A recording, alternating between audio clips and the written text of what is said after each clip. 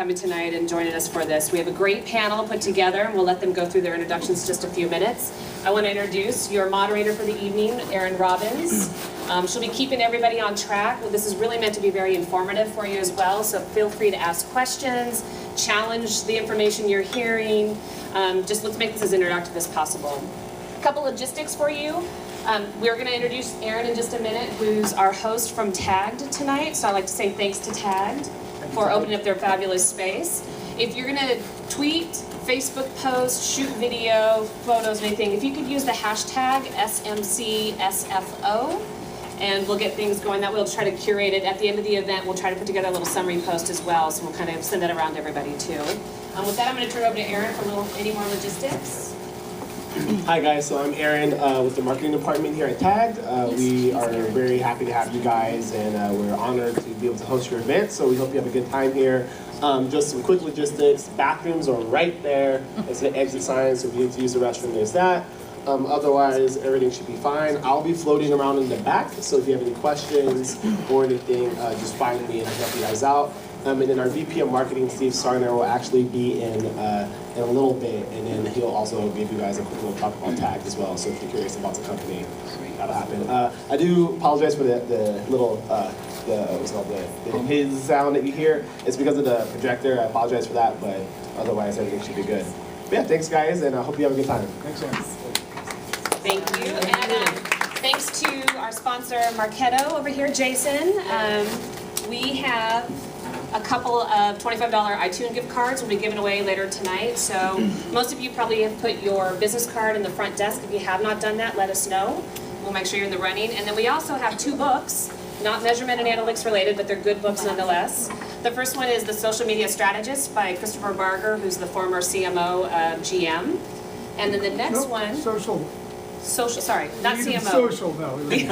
Little difference in title, but still a really nice guy. The next one is the social lead at IBM, Sandy Carter, and she just wrote a book called Get Bold. So they're really good reads. So we'll be giving all 5 of these items, as well as some other booklets about measurement and analytics that Marketo brought as well. So stick around, and about 3/4 of you will walk home with something fun. So with that, I'm going to turn it over to Erin. Give this to Jason. Okay. Go.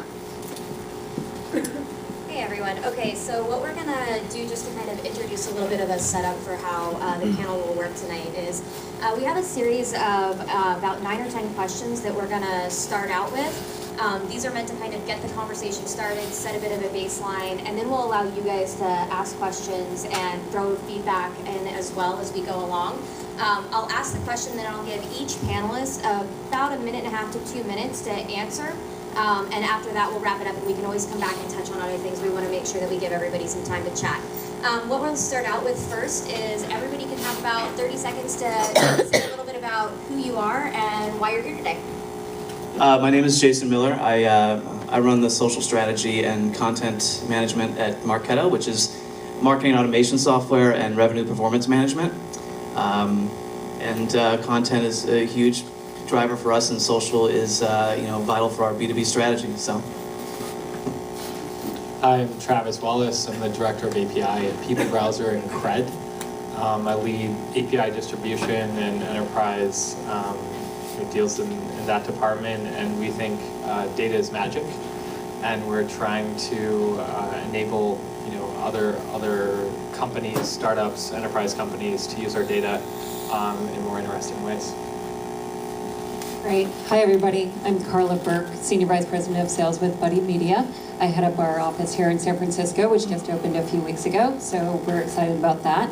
And I'm excited to be here tonight. We work closely with Fleischman and a number of people in the room, and we work closely with our clients to help them mine insights and analytics that drive their business forward in a social, scalable way. So, thank you. Hi, my name is Liza Sperling. Was with Scout Labs, which was acquired by Lithium Technologies, so hey Coop, shout out. Was then with Seismic, and currently I'm figuring out what's next. But long-time data geek and a big fan of metrics and analytics, because without a way to measure this, it's pretty much meaningless to big companies, so that's the nut to crack. Cool. And I'm your moderator, Erin, and I work work on social events here for Social Media Club. And I also work at Viral Heat, which is a social media management and analytics company startup that is down in San Mateo. So with that, I'm going to get started. And I think that what we'll start out with is a question about who needs social analytics. So kind of in your experience and how you feel, who's really the audience for social analytics and social data now? I'm going to say if you're a company and you're using it, you should measure it. Do you want to say more about that? Okay. So social analytics, I think as we've seen organizations become more social, the social enterprise has emerged. So the audience for analytics is the audience for business insights, consumer insights. So your audience, if you're selling and working with social analytics, could be the marketing organization, it could be the technology, the CTO, it could be operations, advertising, digital, consumer insights. It really runs the spectrum, and I think what's most exciting about social analytics is the fact that it does cross the entire organization in the way that business leaders are leveraging those insights to make key decisions. So everybody to answer. It's so tough to follow. I mean, everyone can use social analytics. If you're trying to build your personal brand, if you're a company, without having the analytics to vet, if you're doing well, which I think will be a question. What analytics do you measure? You can't establish a baseline of how well you're doing or how well you can do in the future. I would say, if you're doing social and you're not measuring it, then why are you doing it? Are you tying the results to somewhere? As marketers we don't get credit for the marketing as it ties back to revenue, and I think a lot of sales departments kind of overlook that. So if you can actually prove that you're driving revenue and leads into your funnel from a marketing strategy and through social stats, that I think that's the most important thing when it comes to social business. Great. So coming from everything from if you're a business, why are you doing it, to everybody could benefit from this. What business and or personal needs do you think social analytics are addressing today? And you get bonus points if you can touch on a little bit whether or not you think they'll address something different in the future. Can you repeat that question? What business or personal needs do you think that social media or social analytics are addressing or are answering today?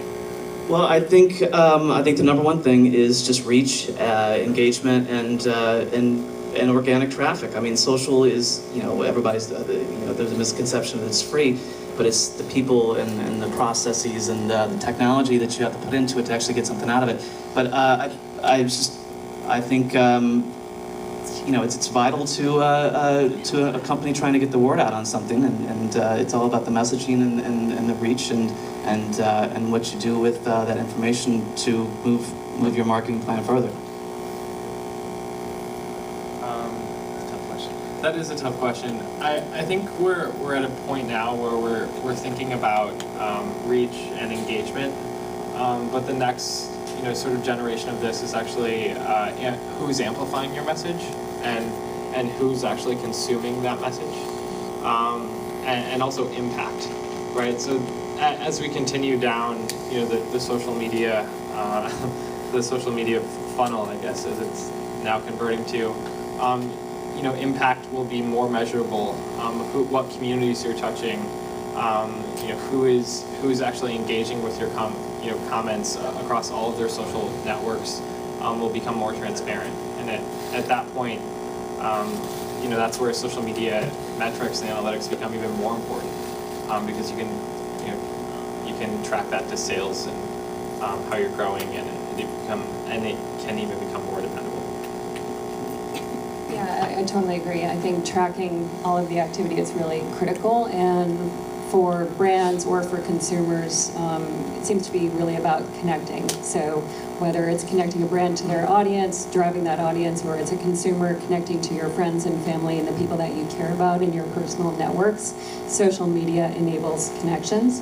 And what's most exciting about the technology and the innovations that are happening today, at least for me, is that as a brand marketer early on in my career, word of mouth existed long before we had technology and platforms to help it scale in really quantifiable ways to measure it.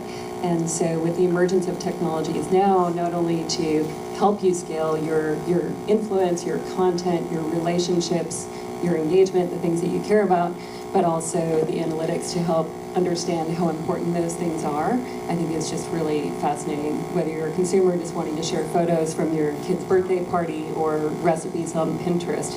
The opportunity to share and connect, I think, is something that we've never seen before, and it's just going to get better. Yeah, so I'm going to actually pivot on that because I think it's a great point. I do think that right now what social media is providing is awareness. No one's really sure how can you use it in customer service, yes. How to use it in customer service. Can you use it in marketing, yes. How to use it in marketing. So it's sort of creating a business case for each KPI, if you will, within different business units. There isn't really a clear ROI. When you look at awareness, I think the next step is really integrating it into the current work processes. Because if I am doing customer service for LL Bean and you give me another hammer and I already have 10 wrenches, I don't want another hammer. You're gonna have to take away, 2 of my wrenches and give me a hammer that's gonna take care of 2 things with one swipe. So I see what it's providing now. I see what it can provide, and I think it's going to take adoption to get it to that next level. So I think that's really where I think adoption paired with awareness is really going to be interesting. So I think that actually, taking from that point right there, with regards to business, who do you think should actually own social analytics? And then, based on who you think should actually own it, once that data is in, who do you feel is responsible for actually making social work within an organization? So I know that traditionally it's been a marketing department. Now we've started having community managers. There have become a variety of different areas. Liza, you just mentioned, customer service and other areas that have started to own it. In your opinion, do you think that it should be a business unit, or do you think that every unit needs a handle in social media analytics? I think it has to start with a business unit. It has to start with a really credible business unit that can actually tie in some KPIs so that other business units will then say, wow, really interesting. You were able to increase this or decrease this. So if you look at each business unit and what are the things that you and or me, each of us is hired, fired, promoted on, and actually accelerating that or not. How does that tie in? So I think, it absolutely has to start with a business unit. And I think the people that spread it, this isn't a great answer, but honestly, it's the enthusiasts who will do it even if they're not paid. I can look at people in this room, and there are many of you who I see on a regular basis, online, offline. We do it even if we're not paid to do it. Those are the people that go into organizations and really spread the enthusiasm over it, as well as sitting down with people and showing them, this is how I use it, or this is how you do a Google Plus Hangout. This is how Pinterest is interesting if you're doing a deck. So all of those things are key, but without the enthusiasts to sort of bridge the business units, I think there's a bit of a chasm. I'm gonna mix it up and When it comes to social strategy at Marketo, we're 250 people approximately, and we're B2B, so we have a little bit different angle. I mean, we have, the social media strategy starts with me, and I try to get the entire company involved. I did a social media month where we taught the people how to blog. I taught my entire company how to blog, how to engage in social. Whether or not they do so is their decision. But I see every single mention in a blog, in a news, in a tweet, on a Google Plus. I see every single mention that happens with Marketo around the world. And that's about 800 to 1,000 mentions per week, so it's not overwhelming yet, but if I was a Pepsi, I would need a huge team. So I think I try to empower the rest of our with a very strict social media policy, by the way, which is first. I try to empower our entire organization to engage with customers, and I know it's kind of overdone these days, but does it happen? I'd say 30 to 40% of Marketo, you can find them online talking about the company and tweeting out news releases.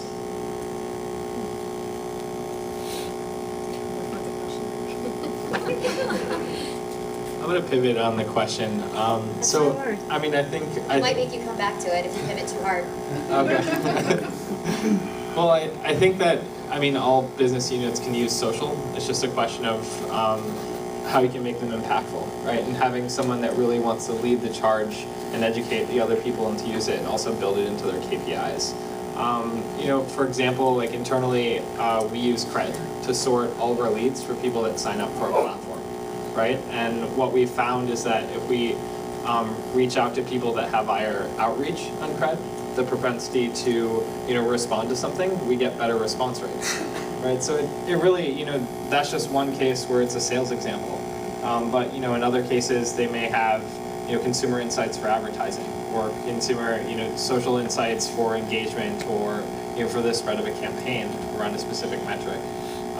So I think you're right when you guys you basically said you have to have the right type of people to educate and really power it through. I like that. So the question was, who should own social analytics within an organization? And I think it's interesting when you think about different types of ownership. So if you're a company that's providing social analytics to an organization, it's important to know who the financial owner is. In other words, whose budget is it coming from? Because ultimately those are the people that are going to make some decisions and influence how social analytics are consumed within the business.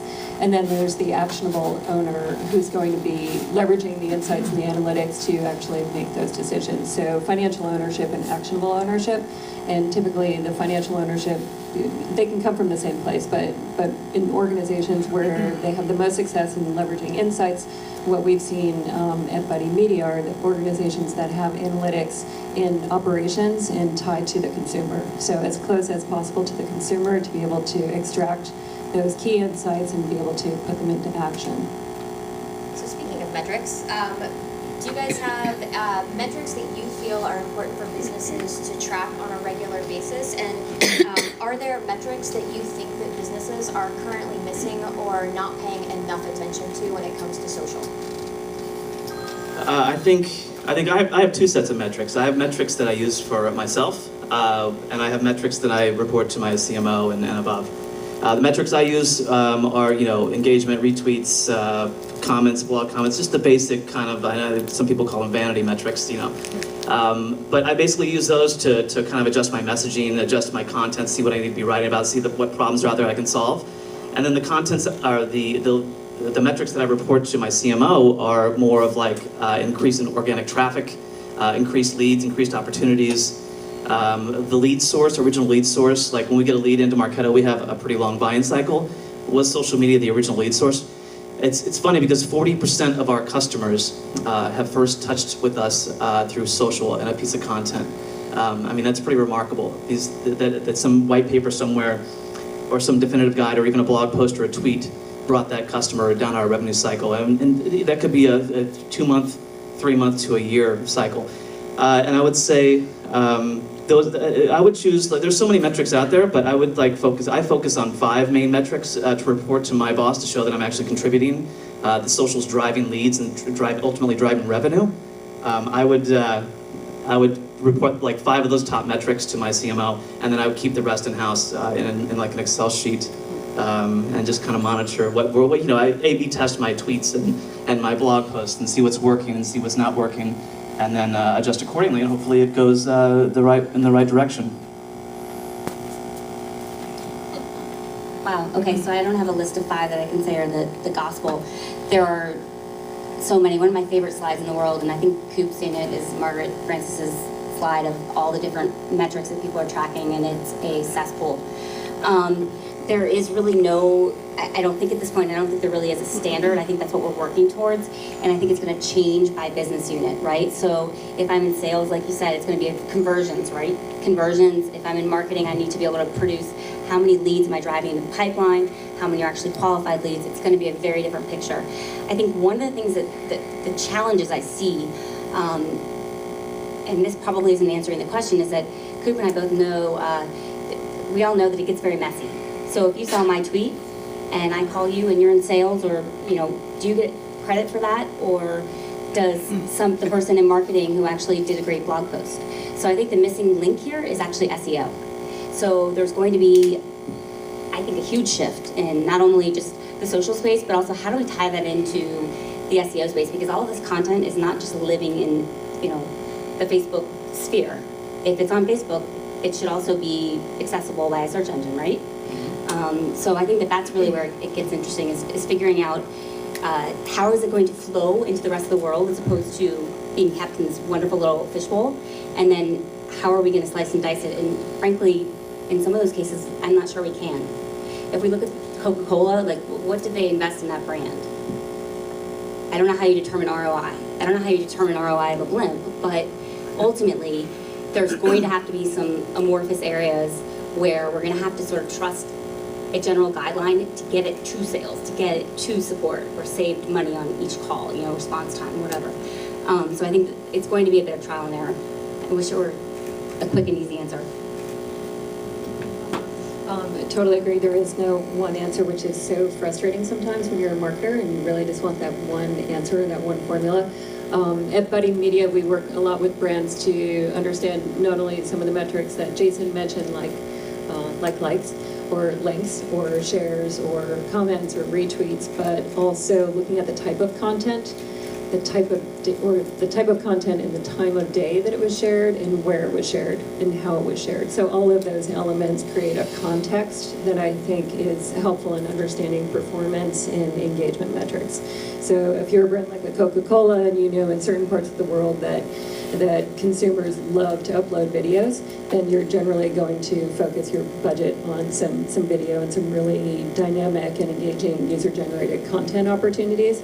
For other brands, video is not as relevant, and so the content opportunity is perhaps more tied to sharing a question or something to pull people out of their experience and to connect with your brand directly. So it depends on the brand, depends on your objectives, and I think it depends on who you're trying to reach in your target audience and who might be influential in that. Well said. Yeah, that's good. That's really good. Again, tough act to follow. I mean, I think one of the metrics that people should be, especially if you're marketing on Twitter, is cred. You know, I'm here from cred. Basically, what we have is, you know, influence and outreach. That's our two different scores that are based on community. So if, you know, your customers or, you know, your followers have a higher outreach level overall, you know, of an average of everyone, and they're not engaging with you, maybe your content, you know, just needs to be more compelling.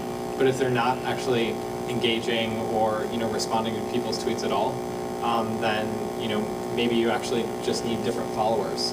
And we can also do this by community. So say, you know, your specific target community is CMOs or, you know, mommy bloggers or, you know, whatever. You know, the way that we can curate specific audience and metrics around those audiences can be really helpful for, you know, a series of different metrics. You all get 30 seconds of shameless self-promotion. So now that we've agreed that there are no metrics that we all kind of, you know, necessarily agree on and that we're all kind of in the bathwater together, how do you measure the success of a social campaign? And from the success of a social campaign as to how you measure it, are you held to any particular social campaign success metrics by your organization that